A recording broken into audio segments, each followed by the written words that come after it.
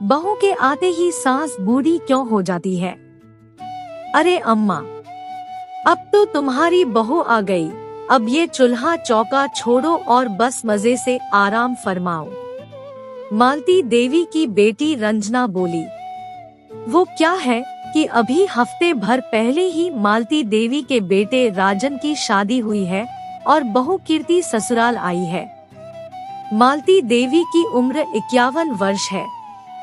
ईश्वर की कृपा से अभी तक शुगर, बीपी जैसी कोई बीमारी उन्हें छू भी नहीं पाई है।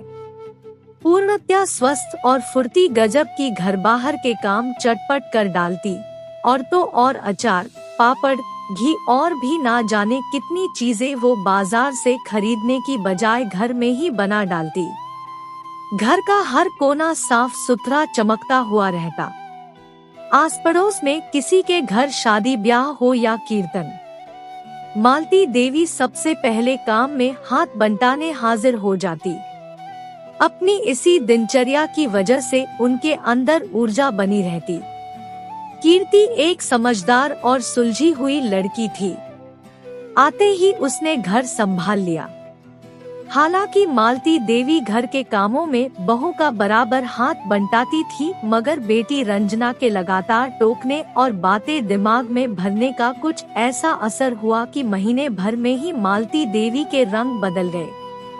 अब वो एक गिलास पानी के लिए भी बिस्तर से ना खिसकती। सुबह सवेरे से उठकर हर काम के लिए बहू को पुकारते रहना उनका नियम बन चुका था।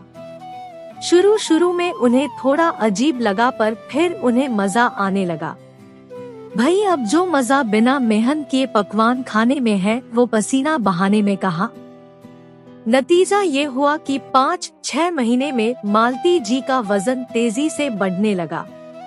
जिस छरहरी चुस्त दुरुस्त काया की मोहल्ले की औरतें प्रशंसा करते नहीं थकती थी, वो चर्बी की परत के नीचे कहीं दबती जा रही थी। हमेशा हर काम के लिए तैयार मालती जी अब घुटने के दर्द का बहाना बनाकर सारा दिन बिस्तर पर पड़े अपना सारा काम बहू से करा लेती।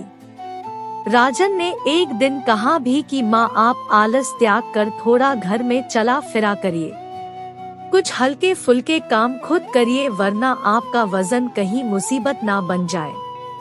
मगर मालती देवी ने बेटे की बात सुन मुंह फुला लिया।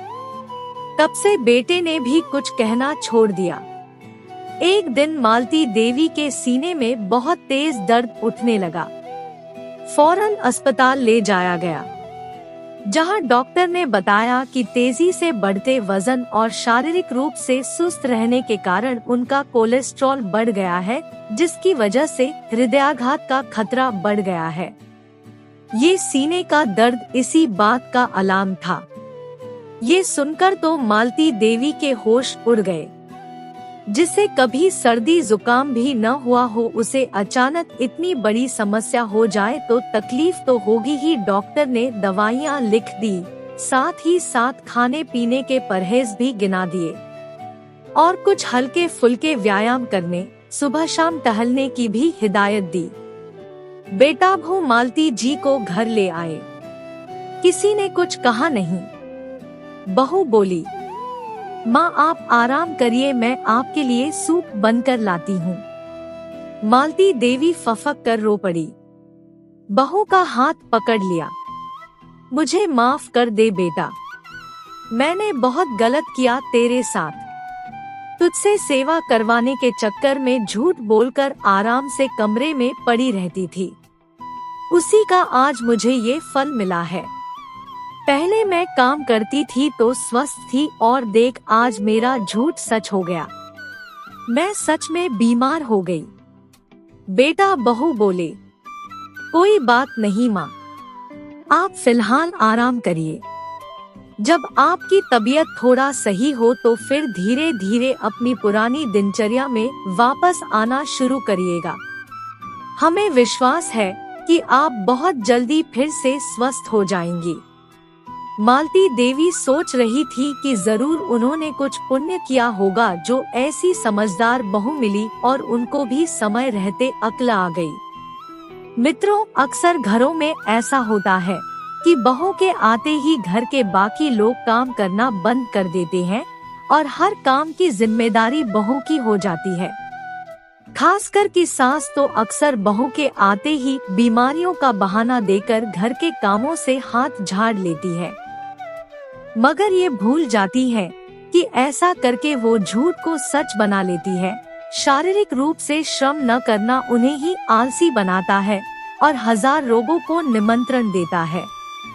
इसीलिए कहते हैं कि झूठ के पाप नहीं होते, झूठ पकड़ा जरूर जाता है।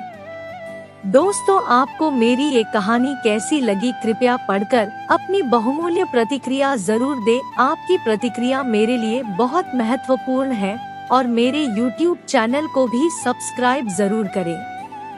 दोस्तों, फिर मिलेंगे अगले न्यूज़ स्टोरी के साथ, तब तक के लिए धन्यवाद।